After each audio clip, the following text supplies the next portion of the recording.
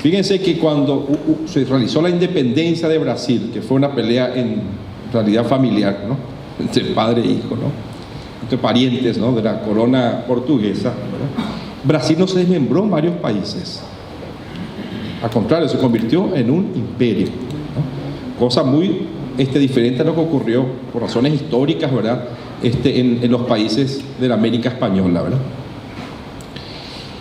Porque existía un término rescatado del derecho romano que había sido aplicado ya desde el siglo XVIII y que fue propuesto por Alexandre de Gusmão, ¿no?, que era un brasileño hijo de portugueses que asesoró a la corona portuguesa en el Tratado de Madrid de 1750, utilizando el término de uti possidetis. Uti possidetis significa donde se está es de uno, posee uno, ¿no? Debido a una política expansionista ya anterior al siglo XVIII de la corona portuguesa, ellos se expandieron hacia el oeste, ¿no? La conquista del oeste también se dio en el caso de Brasil.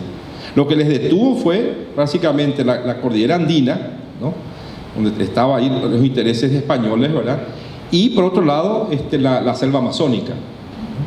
Pero ellos se extendieron hacia el oeste, ¿no? Por eso es cuando hicieron después la demarcación de tierras entre la corona portuguesa y la corona española, ¿verdad?, ellos ya habían avanzado, ¿no?, muy al oeste del famoso Tratado de Tordesillas, ¿no? Ese mismo concepto prácticamente el de espacios vivos, en el sentido de que no solamente hay que estar con la presencia, sino tener actividad económica, ¿no?, y compromiso político en las fronteras. Esa es una visión russelliana, se dice, geopolítica, ¿no? Y eso tenía muy metido Gobery de Couto y Silva, y es por eso que para él era importante, ¿no?, todo lo que sería la frontera con Bolivia, la frontera con Paraguay y evidentemente la frontera con Uruguay, ¿no?, además de las otras fronteras del Amazonas. Y además de eso, para él particularmente, Bolivia y Paraguay tenían una función muy especial como bisagra de relación con los Andes y con los países andinos y con la cuenca del Plata, ¿no?, lo que él denominaba el Heartland de América del Sur, que esa es una visión más de la escuela inglesa de geopolítica, ¿no?, Mackinder principalmente, ¿no? Entonces, para ellos la región pivot de relación eran Bolivia y Paraguay, ¿no? ¿Sí? Bueno, entonces ese era más o menos el enfoque geopolítico que se tenía, y por eso era importante. Gobery de Couto y Silva estuvo acá en Paraguay, ¿no? No sé si en varias ocasiones, pero una vez estuvo justamente en el tema de las negociaciones que se dieron, ¿no? Bueno, él tenía toda una teoría de cómo dividir el espacio en Brasil. No voy a ahondar en esto porque se queda la presentación, ¿verdad? Y existía en la misma época una imagen de Brasil potencia, ¿no? Acuérdense que en la década de 1970, ¿no?, la Copa, ¿no?, Brasil tiene que ir hacia adelante, el país emergente, el milagro brasileño que comenzó ya en la década de 1960 y se extendió a la década de 1970, ¿no?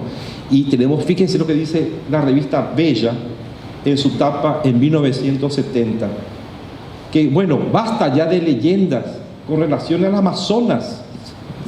Vamos a facturar. Ustedes saben lo que es facturar, ¿no? Vamos a facturar, es decir, vamos a ganar plata con el Amazonas. Ven la industria, ven el ganado, ven la soja en el futuro, ¿verdad?, en el Amazonas. Vamos a conquistar el Amazonas.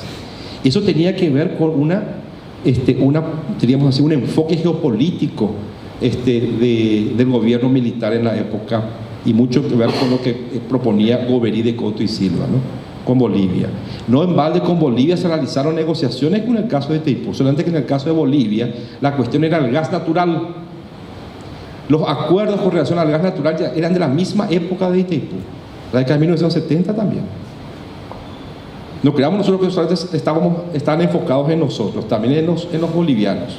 Había cuestiones que no habían sido resueltas también de límites en el territorio del Acre. Entonces, había también una tensión muy especial con Bolivia en esa época, ¿no? Tensión y atención bastante especial. Y con el Amazonas, ¿no? Y en Argentina, los teóricos eran, bueno, Isaac Rojas, el almirante Rojas, ¿no?, enemigo de Perón, ¿verdad? Él tenía también una idea bastante, diríamos así, enfocada en el uso de los recursos hídricos, ¿no? Como ustedes pueden ver allí, era posición de los militares en Argentina el oponerse al tema del desarrollo de Itaipú. Es por eso que después, como mencionó ya la ingeniera Mirta Caballero, ¿no?, que repitiendo las palabras, ¿no?, parafraseando al doctor Conrado, ¿no?, es que la ANU se va a Brasil a decir que no, que para la Argentina es inadmisible que se construya Itaipú, ¿no?, que se haga el tratado de Itaipú, ¿no? Entonces, eso tenía mucho que ver con el enfoque geopolítico tanto de Isaac Rojas, ¿no?, el que le amenazó a Perón que si no renunciaba iban a bombardear Buenos Aires de nuevo, ¿no? Lo habían hecho. ¿Y sabe qué hicieron? Bombardearon la refinería de La Plata. Por eso renunció Perón en el 55, ¿no? Y fue Isaac Rojas el que bombardeó la refinería de La Plata. Es decir, lo que él dice, lo hace después, ¿no? O lo hizo, ¿no? Julián Meli también, él fue el que después defendió, vamos a ver un gráfico enseguida, el tema de Corpus, ¿no?, en las negociaciones, ¿no? Y del lado brasileño había, diríamos así, una motivación, como yo les dije, siempre está la parte de La Plata, ¿sí? Toda la parte, digamos, el enfoque geopolítico, pero en el fondo, ¿no?, eso es un marco teórico, en realidad, que fundamenta, diríamos así, razones socioeconómicas que mueven, diríamos así, la historia, ¿no? Entonces, Brasil, en la época de Getúlio Vargas, acuérdense que Getúlio Vargas asumió la década de 1930 el gobierno de Brasil, ¿verdad?, y estuvo hasta 1945, ¿no?, en su primer mandato, y después asumió en 1950 y se quedó hasta el 53 cuando falleció, ¿no?, cuando se mató, según dicen, en el Palacio de Catete. Getúlio Vargas es considerado el gran estadista en Brasil, que fue el que industrializó el país, al nuevo Estado, nueva república, una refundación de Brasil, ¿no? Y él fundamentó digamos así, su nueva, digamos así, república, nuevo Estado, ¿no?, haciendo pasar a Brasil de un Estado o de un país agroexportador a un país industrializado, generando las condiciones para la industria básica, ¿sí? Él fue el impulsor de Petrobras, ¿sí? Petrobras se crea en el 53, en realidad, ¿no?, justamente cuando él fallece, ¿no? Pero la ley fue hecha ya con un movimiento de los militares brasileños, ¿no? En balde Geisel fue presidente y es presidente de Brasil. Inició Itaipú en el 74, fue durante el gobierno de Geisel, Ernesto Geisel, y él fue presidente de Petrobras. Juracy Magalhães, que firmó el Acta de Iguazú, fue presidente de Petrobras, no solamente Ministerio de Relaciones Exteriores, ¿no?, militar también. Juracy Magalhães, Ernesto Geisel, ¿no? Pues los militares defendieron con el eslogan el petróleo es nuestro, hasta que se funde Petrobras, que fue en el 53.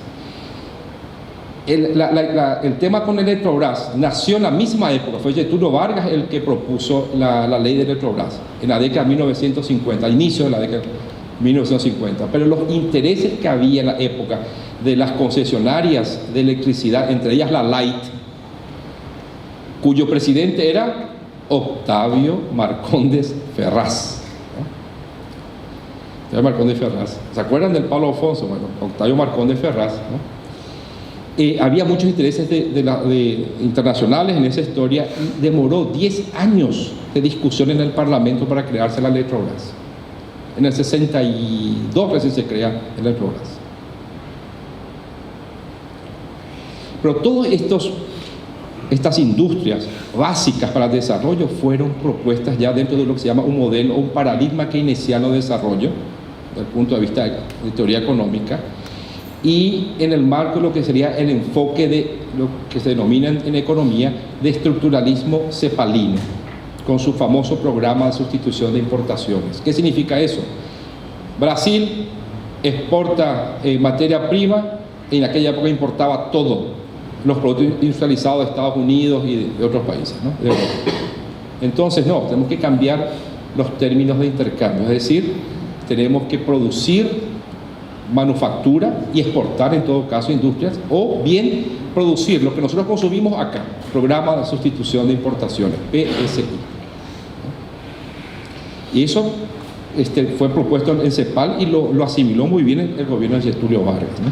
Pero eso que produjo en el caso de Brasil, evidentemente un crecimiento enorme de la demanda de ¿qué? ¿Qué dije yo al inicio? Energía eléctrica, también petróleo, ¿no? Pero energía eléctrica, ¿no? Y Brasil creció durante los años del milagro brasileño, es decir, la segunda mitad de la década de 1960, fíjense, la segunda mitad de la década de 60, ¿no? Y inicio de la década de 70 con dos dígitos, es decir, 10, 12, 13, 14% al año durante varios años. Fue más o menos lo que ocurrió en Paraguay en estos años, que crecimos 14%, 10%, pero eso se mantuvo casi 10 años en Brasil. Si hubiese mantenido en Paraguay, hubiésemos estado ahora, no sé, andando en un metrobús, ¿no? A lo mejor, no sé. Bueno, lo que sí es que el crecimiento tanto del PIB como de la demanda de electricidad se dieron en aquella época con 2 dígitos prácticamente, ¿no? Y Brasil había apostado en la hidroelectricidad, porque los privados, cuando se inició la historia eléctrica en Brasil, al inicio de la década, a inicios del siglo XX, ¿verdad?, apostaron en las centrales térmicas. Pero el gobierno brasileño, Getúlio Vargas, con el Código de Aguas aprobado en 1934, ¿no?, dijo, la política es aprovechar nuestros recursos hídricos. Y si tenemos que aprovechar los recursos hídricos, estamos hablando de un río donde se pueden construir varias centrales hidroeléctricas.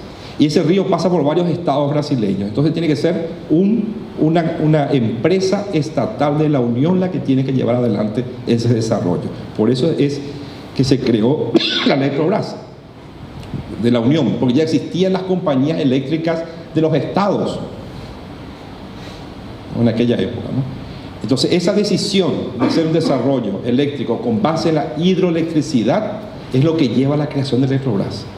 Pues es la empresa que tiene que mirar el conjunto de todos los ríos de Brasil. Y las cuencas hidrográficas en Brasil no pertenecen a un solo estado.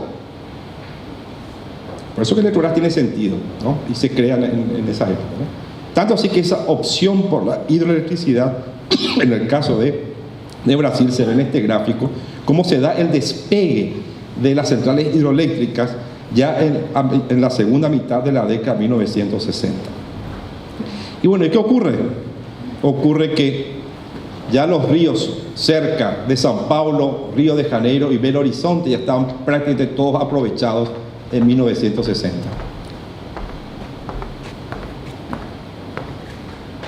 Muchas gracias. Entonces surge un viejo interés en el Salto del Guairá, o Salto de las Echequeras.